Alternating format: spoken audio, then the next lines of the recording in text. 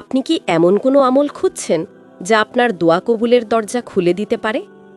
আজ আমি আপনাদের সাথে এমন একটি বিশেষ কোরআনের আমল শেয়ার করব যা অসংখ্য মানুষ পরীক্ষা করে দেখেছেন এবং আল্লাহ রহমতে তাদের দোয়া কবুল হয়েছে।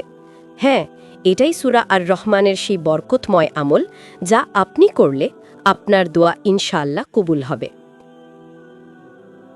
আসসালামু আলাইকুম ওয়া রাহমাতুল্লাহি ওয়া বারাকাতুহু। প্রিয় দর্শকবৃন্দ, কুরআন হলো আমাদের জন্য রহমত, শিফা আর হিদায়েত। কুরআনের প্রতিটি আয়াতে আছে রহস্য আর অসীম বরকত।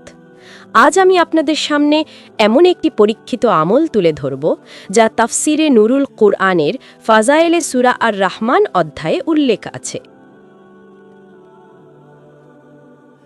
আমলটি হল, যে কোনো বৈধ হালাল উদ্দেশ্যে দোয়া কবুলের নিয়তে আপনি সূরা আর রহমান 11 বার তেলাওয়াত করে তারপর আল্লাহর কাছে দোয়া করবেন।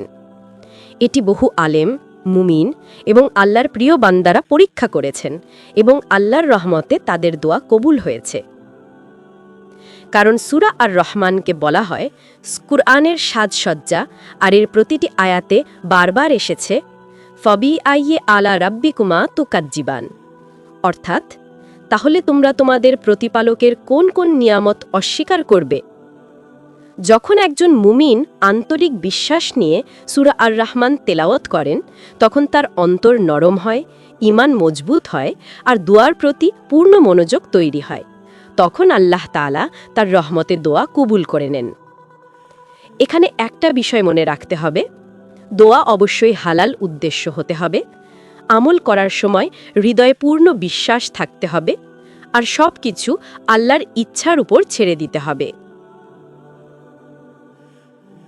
প্রিয় দর্শক, আজ থেকে চেষ্টা করুন, যদি কোনো গুরুত্বপূর্ণ দোয়া থাকে, নামাজের পর বা তাহাজ্জুদে উঠে সূরা আর রহমান 11 বার তেলাওয়াত করুন, তারপর আল্লাহর কাছে আন্তরিকভাবে চান। ইনশাআল্লাহ আপনি নিজেই এই আমলের বরকত উপলব্ধি করবেন।